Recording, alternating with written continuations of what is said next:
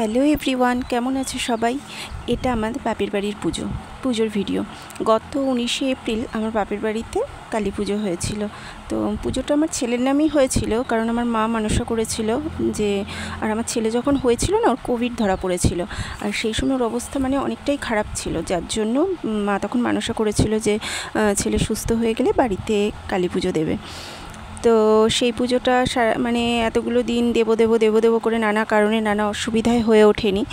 তো 5 বছর পরে আজকে এসে মানে সময় হয়েছে, আছে মায়ের সময় না হলে তো আর পুজো দেওয়া হয় না। তো সময় হলো এখন মায়ের পুজো নেওয়ার। তো বাড়িতে কালী পুজো হয়েছে, এখানে পুজো করছে আমার জেঠু। তো উনি কালী পুজো টুজো করে, আর হচ্ছে বিকেলবেলা গীতা পাঠ হয়েছে, সন্ধ্যাবেলা কীর্তন হয়েছে, তারপরে রাত 12টা থেকে মানে পুজো আরম্ভ হয়েছে। তো আর একটা কথা, সেটা হচ্ছে এই যে মায়ের মূর্তিটা, তো এই মূর্তিটা আমার ভাই মাথায় করে বাড়িতে নিয়ে এসেছে। মানে আমাদের বাড়ি, আমার বাবা যেখানে ঠাকুরটা অর্ডার দিয়েছিল সেই জায়গার থেকে আমাদের বাড়ির দূরত্ব প্রায় 2.5 কিলোমিটার। তো সেই এই 2.5 কিলোমিটার রাস্তা ও মাকে মাথায় করেই নিয়ে এসেছে। তো সবাই প্রথমে ভয় পেয়েছিল, সবাই বলেছিল যে একটা টোটো ভাড়া করি, ওখান থেকে নিয়ে এসে তুই রাস্তার থেকে মাথায় করে বাড়িতে ঢোকাস। তো ও রাজি না, ও সেই নাছোড়বান্দা না, আমি ওখান থেকেই মাকে মাথায় করে নিয়ে আসবো।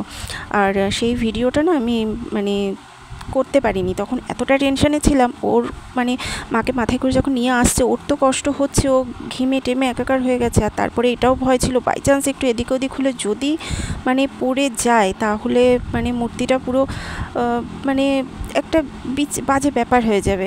এইসব মানে টেনশানের চোটে না আমি ভিডিওটা করতে পারিনি। কিন্তু যাই হোক, ও পুরো রাস্তা মাকে, মায়ের নাম করতে করতে মাকে বাড়িতে নিয়ে এসেছে মাথায় করে।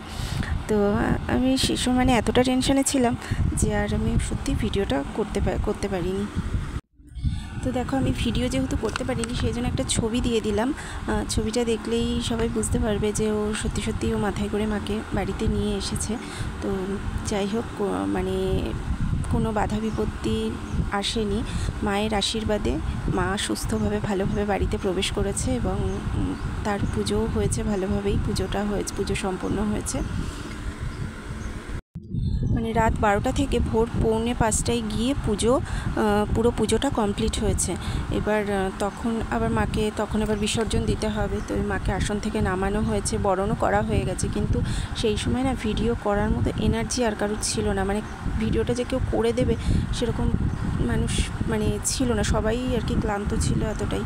তো যাই হোক, সবাই একটু ছবি তুলে নিয়েছে মায়ের, আর বরণ টরণ হয়ে গেছে। হয়ে গিয়ে এখন সব কিছু রেডি করা হচ্ছে যে মাকে এবার নিয়ে যাওয়া হবে বিসর্জন দিতে।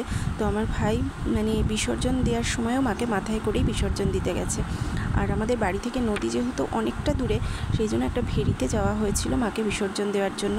তো দেখো, ভেরিতে গিয়ে মানে আমার ভাই, আমার হাজব্যান্ড আর আমার মানে ভাইয়ের একটা বন্ধু, 3 জনে মিলে মাকে 7 বার ঘোরাচ্ছে বিসর্জন দেবে বলে। আর আমার বাবা মাথায় ঘট নিয়ে ঘুরছে। তো সেই ভোরবেলা দেখো, ভেরির আশেপাশটা এত সুন্দর লাগছে, এত সুন্দর নিরিবিলি, আর এত অপূর্ব দৃশ্যটা যে কি বলবো, ভীষণ সুন্দর লাগছিল। তো যাই হোক, পুজো সম্পূর্ণ করে মাকে বিসর্জনও দেওয়া হলো। ভালোই বিসর্জন দিয়ে আমরা সবাই ওখান থেকে স্নান টান করে বাড়িতে এসেছিলাম। তো